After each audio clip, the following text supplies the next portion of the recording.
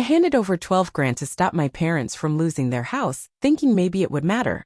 Instead, my dad looked at me like I was a stranger and said, "You can stay tonight, but be gone before the sun's up." My sister didn't say much, just chucked a blanket at me and muttered something about not getting too settled. I ended up sleeping on the floor. Right around 3:30 in the morning, my mom kicked open the door and barked, "You heard him. Out." I didn't even have shoes on when I left. 3 days later, I wound up on the local news. Totally unrelated, but that's when they decided to act like I existed again. My dad stood stiffly in the doorway, avoiding eye contact. "You can stay tonight," he repeated, same tone, same line. "But leave before sunrise." Lindsay, my little sister, was already halfway up the stairs. She tossed down the same ragged blanket like she was dealing cards. "Don't get comfortable," she mumbled, fading into the hallway. I didn't bother saying anything. What could I have possibly said? I'd just driven 3 hours and 45 minutes in pouring rain after draining my savings account to send them $12,000, money I needed, to stop the bank from taking their home. And they couldn't even offer me a bed. I lay there on the living room floor, staring blankly at the ceiling, wondering how it had come to this. At exactly 3:30 a.m., like clockwork, my mom kicked the door open again. "You heard him. Out." I stepped outside barefoot. 3 days after that, I showed up on a local news segment, nothing to do with the house. And that's when they tried crawling back. If you're reading this, you're probably asking yourself, why would anyone give their parents that kind of money when they treat her like nothing? The answer? Trauma. Guilt. Maybe just muscle memory. Take your pick. I grew up in Toledo, Ohio.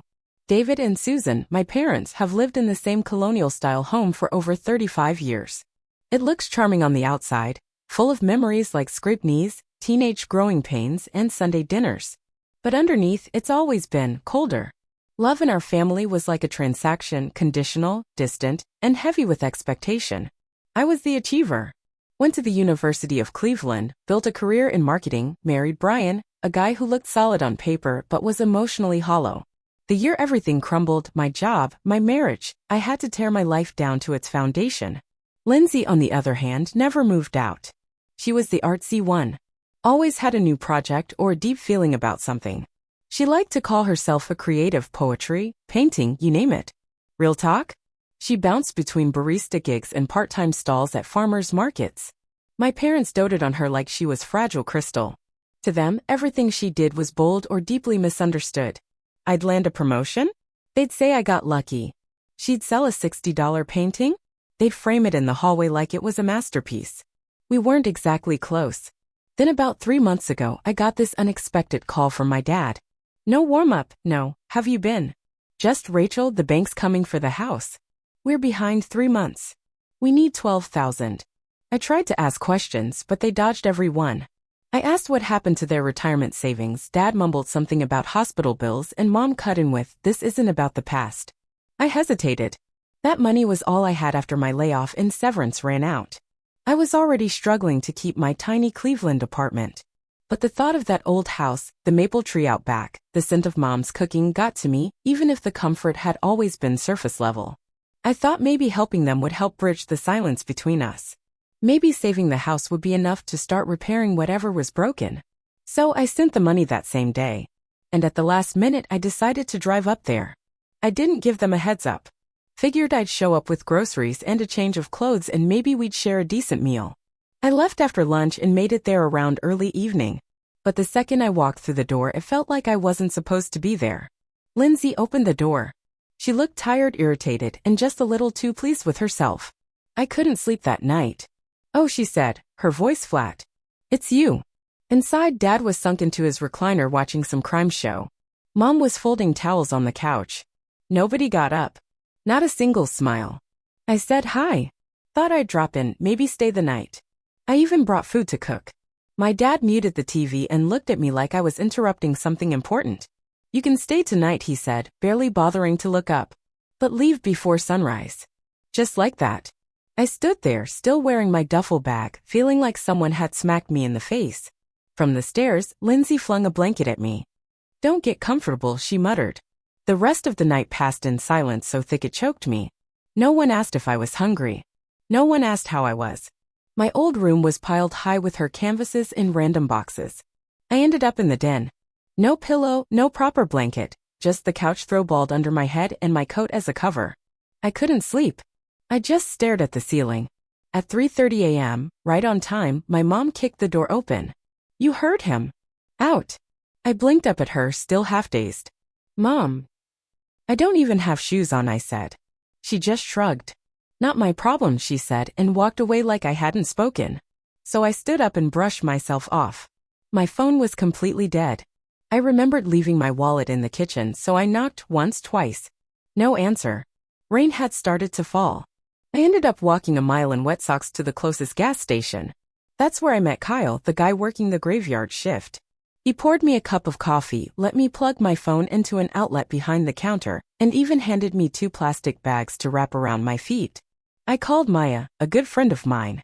She drove out to get me. It took her 4.5 hours. I didn't cry in the car. Not then. But I broke down in her apartment. I spent the next 2 nights there, barely speaking, mostly just trying to process it all. I didn't check my messages. I didn't open a single email. And then my phone started buzzing nonstop. A local news station had aired a piece, a feel-good story about a woman who gave away her last bit of savings to help people while dealing with her own struggles. A human interest segment, they called it. Turns out, Maya had quietly nominated me months ago because of the volunteer work I'd done helping laid-off folks find part-time gigs. They just happened to run it at the exact moment I felt like I was falling apart. It gained some traction online. Recruiters started reaching out. Messages from strangers poured in, thank yous, encouragement, job leads. Within a week, I had 3 interviews lined up. And that's when the calls started. First my mom. Then my dad. Then Lindsay. Voicemails. Texts. Saw you on TV. Didn't know you were going through all that. Maybe we acted rashly. Why don't you come over and talk? I didn't reply. But I didn't block them either. The messages just kept coming. At first it was all polite. Caught the segment. Proud of you. Then they turned a bit pointed. Hope you're not saying that money was for us. Eventually the tone shifted to desperation. We never meant to hurt you. We miss you. You know this is always your home. I'd read each one silently, stare at the screen for a minute, then lock the phone and place it face down. I wasn't ready. I wasn't sure if I ever would be. It wasn't the kind of anger people picture when you talk about family betrayal. It wasn't loud. It didn't burn. It was cold. Like a numbness that fills your lungs and makes it feel like you're breathing in winter air. Maya, bless her, never pressured me. She offered me her guest futon for as long as I needed. She kept things light, brought me tea at night, asked if I wanted to go on walks, watched reality TV with me without forcing conversation. When I finally told her everything, start to finish, she crossed her arms and said, you should have told them to go to hell the second they asked for money. But I didn't. And honestly, I still don't know why. Maybe it's that part of me that still thinks if I just try a little harder, maybe they'll love me the way I always wanted them to. Maybe it's the grown-up version of the kid who chased their approval with good grades and piano recitals. Maybe it's both. All I know is that when it's family, guilt doesn't let go easily. About a week later, I went back to Cleveland. Thankfully, my apartment hadn't been leased out yet. A few friends helped me move my stuff back in. I picked up my job hunt again. That news clip somehow it opened more doors than I ever expected. I landed an interview with a national nonprofit in Minneapolis. They saw the story and asked if I'd consider relocating. I said yes.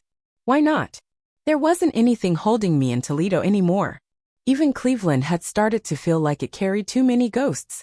Before leaving, I decided to drive past my parents' place one last time. It was a dull, cloudy morning. The street was still and quiet. The house looked exactly the same, chipped shutters, the old porch swing slightly, that same beat-up mailbox. I didn't get out of the car. Just sat there with the engine running, staring. That place didn't feel like mine anymore. No tears.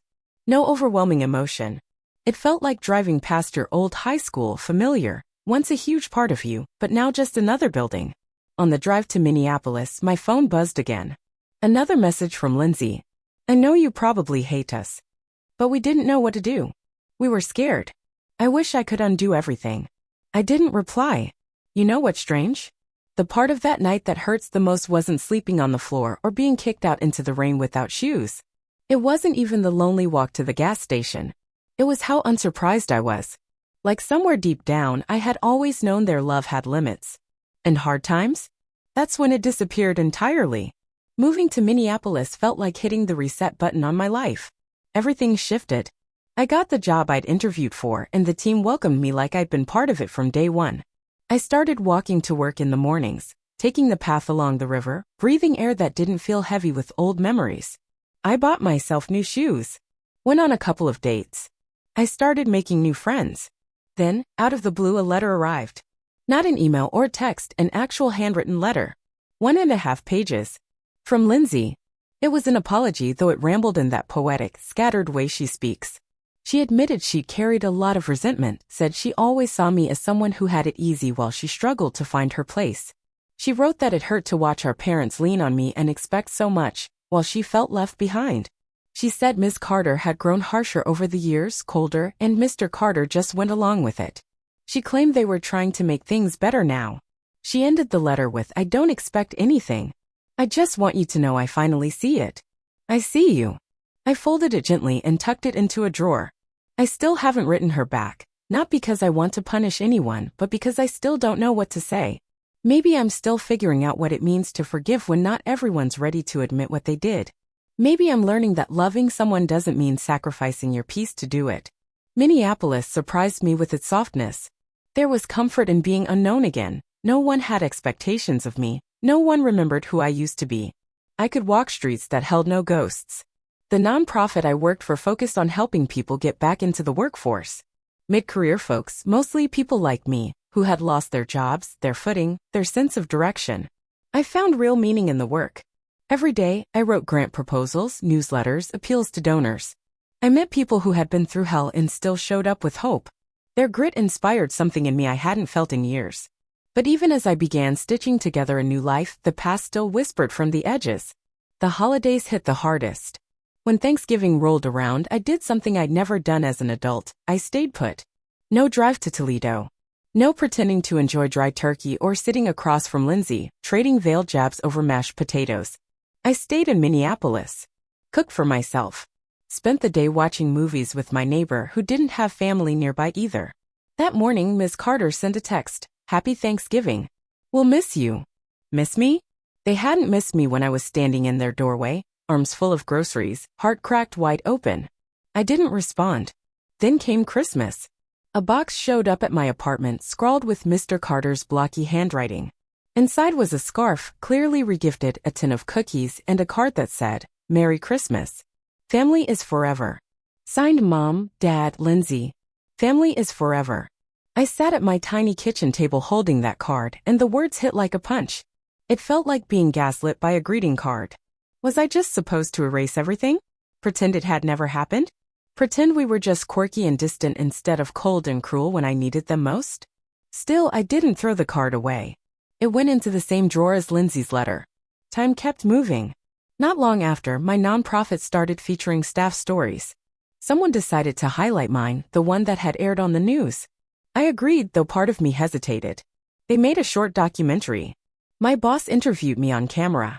I talked about grief, about what it means to give when you've got very little left, and about how complicated the idea of home really is. When it went live online, people responded. One day, I got a message on Facebook. It was from Ms. Walker, my old choir teacher from high school. "Rachel, I saw your video. You've always had courage. I hope they've told you they're sorry." I thanked her. I didn't tell her they hadn't. Then the emails started rolling in, not from strangers this time, but from people back in Toledo. An old neighbor. A cousin I barely remembered. Someone from the church we went to as kids. They'd seen the video. They wanted to say how proud they were. How shocked they were to learn what happened. One email stood out. It was from Mrs. Walker, who lived across the street from us when I was a kid. She wrote, "Your parents told everyone that you left after helping them. That it was your decision to cut ties." My stomach dropped. I wasn't shocked. It felt like just another jab in a long chain of quiet betrayals. But this time, instead of crumbling, something different happened. This time I got mad. I opened my laptop and started typing. Not to post it online. Not to stir up drama. Just to pour it all out. Every bit of it. The money I gave. The cold reception. Sleeping on the floor wrapped in a thrown blanket. The door getting kicked in at 3:30 a.m. by Ms. Carter's boots. That lonely walk through the rain. The gas station with its weak coffee and humming fluorescents. The silence that followed like nothing had ever happened. I kept typing until I suddenly stopped. Because it hit me, none of it would matter to the people it should matter to. They'd already created their own version of the truth. I didn't need to correct their narrative. I just needed to keep moving forward. Still, a question stuck with me: now what? In May, Lindsay sent another letter. This one was shorter, more focused. She wrote that she'd started therapy. Said it was long overdue, but that she wanted to thank me for saving the house. For everything. Said she was trying to change. Hoped I was doing okay. She tucked a Polaroid into the envelope, a photo of a painting she'd done. It showed a woman standing on a beach, facing a horizon blurred by fog. I stared at that image for a long time. Sometimes I think about writing back. Just a few sentences. Not some grand reunion. Not a confession. Just something to let her know I received it. But I haven't. Maybe I'll figure that part out eventually. Because honestly, the hardest part about healing isn't walking away. It's accepting that the people you walked away from might never meet you where you needed them to. They might reach out. They might send gifts. Maybe even say sorry. But it won't always be the version you needed. Spring crept into Minneapolis like a slow exhale. The snow didn't vanish so much as melt into slush that ran into storm drains, carrying with it the smell of wet soil and old exhaust. I started walking more, sometimes with a destination, sometimes just to let the city swallow me up. The movement, the noise, the way no one cared who I was, it grounded me. One soggy Saturday, I ducked into a little used bookstore sandwiched between a laundromat and a falafel joint. A bell jingled above the door and the whole place smelled like paperbacks and forgotten conversations. I hadn't gone in for anything in particular. I just wandered, like someone trying to chase the edge of a dream. And that's when I saw Eli. We'd met briefly months back during a nonprofit event. He worked with a local theater group that partnered with us for storytelling nights. I remembered thinking he had one of those calm faces, the kind that doesn't rush to fill silence. We hadn't spoken long. Just enough for it to register, then fade. But he recognized me immediately. Rachel? I turned around. He was holding a book about Pennsylvania history. Eli, I said, a little surprised I remembered his name. Hi. We ended up talking for over an hour. About everything: his theater work, my grant writing, how bookstores feel safer than coffee shops. When we stepped back outside into the drizzle, he offered to share his umbrella. I said yes. That simple walk turned into dinner. And dinner slowly turned into a few more. It wasn't love. Not yet. But there was an ease to being with him that felt like a kind of medicine. I didn't feel the need to perform or explain myself. He never pushed. When I spoke vaguely about my family or the mess of it all, he didn't prod or offer neat solutions. He just listened. And that, after years of being met with criticism or dismissal, felt radical. It also made me aware of how much I'd spent my life editing myself to be more palatable, more acceptable. That realization burned in a slow, quiet way. One night, we were on my couch watching a movie when he paused it and turned to me. "Can I ask you something?" he said. I nodded. "Have you ever told your family how it made you feel?" I didn't answer right away. I stared at the TV screen, finger tracing the seam of a cushion. "I think I'm scared they'd twist it," I finally said. "Or act like it didn't happen that way." He nodded slowly, like that made perfect sense. "You don't owe them anything," he said. "But maybe you owe it to yourself." That stuck with me. It floated back weeks later when I got another email. This time from Mr. Carter. "We're thinking of selling the house. It's too much to keep up anymore. Just wanted you to know." No apology. No request. Just a flat update. But under the words, I could feel it, the weight of what they weren't saying. They wanted me to respond. I thought maybe I'd feel something: sadness, nostalgia, a tug of guilt. But when I read that email about them selling the house, there was nothing. Not even a flicker. Because the truth was, I didn't care if it got sold. That place was never a home. It had always felt more like a set where I'd been cast in the role of the dutiful daughter. And I had finally walked off the stage. Still, later that night, I opened a blank document on my laptop. I had no intention of sending it, no real plan. I just needed to write. So I did. I wrote it all out. How that old blanket scratched my skin. The way Miss Carter's voice sliced through the dark at 3:30 a.m. The slap of rain on pavement as I walked without shoes. The gas station clerk. The coffee. The quiet, unexpected kindness of someone who owed me nothing. The silence that followed after. I wrote not just about that night, but about a lifetime of being made small. How I'd spent years treading lightly around people who insisted they loved me, only if I stayed in line. How I'd mistaken their conditional approval for stability, and how losing them wasn't a loss at all. It was a beginning. I didn't hold back. But I didn't dramatize either. I just told the story as it was. It took me 4.5 hours. When I finally stopped typing, I closed the laptop and cried harder than I had in months. Not from grief. From relief. I didn't send it. But I didn't delete it either. Eli came over that night. I didn't explain much. I didn't need to. He just held me while I fell asleep, and for once that was enough. Time kept moving. Work got busier. I earned a promotion. I started mentoring younger folks. One woman reminded me of myself in my 20s, driven, nervous, desperate to prove she belonged. I watched how she folded into herself when her ideas were questioned, how she came alive with just a bit of encouragement. And it hit me how long it had taken for me to offer that kind of care to myself. How I'd spent decades trying to earn what I should have been given freely. By August, I still hadn't replied to anyone in my family. But then Lindsay sent one more letter. This one was barely a paragraph. I'm moving out. Got a studio. I used to think I was free here, but I wasn't. I think you figured that out before I did. Thank you. That was it. No guilt trip. No ask. Just a quiet note of awareness. I stuck that one to my fridge. Not to celebrate, but to remind myself that maybe some people really do grow, just not always on our timeline. Still, when it came to my parents, I hadn't decided what to do. Then came September, along with the thick heat, the buzz of fireworks, and one final letter, this time from Ms. Carter. It wasn't cold or clipped like most of her messages. It wasn't typed. It was handwritten in careful loops, like she was trying to be softer, more human. Rachel, your father told me Lindsay moved out. The house feels very still now. We've been thinking a lot about what we said and didn't say, about what can't be taken back. We've decided to sell the house and move into a condo nearby. It's time. We'd like to talk, really talk if you're open to it. We know we made mistakes. Maybe we didn't see them before. We've always been proud of you. We just didn't say it enough. Maybe we didn't know how. With love, Mom. I didn't cry. I didn't feel much really. But something shifted, a quiet unlocking in a part of me that had been sealed shut for years. So I wrote back. Just 1.5 pages. Mom. Thanks for writing. I'm glad you're beginning to recognize some of what I've carried for a long time. I'm okay. I've built a life here I'm proud of. I did it without your help, without encouragement, without support. So I hope you understand when I say I'm not interested in having that conversation. I don't need closure from people who never gave me safety. I don't hate you. I'm just not coming back. Take care. Rachel. I didn't send it by mail. I emailed it as a PDF. I wanted them to see it plainly. No warm handwriting to soften the message. No envelope to wrap it up in sentiment. Just the words. Then I blocked their numbers. Because for me, the story had already reached its turning point. And now I finally had the power to write the ending.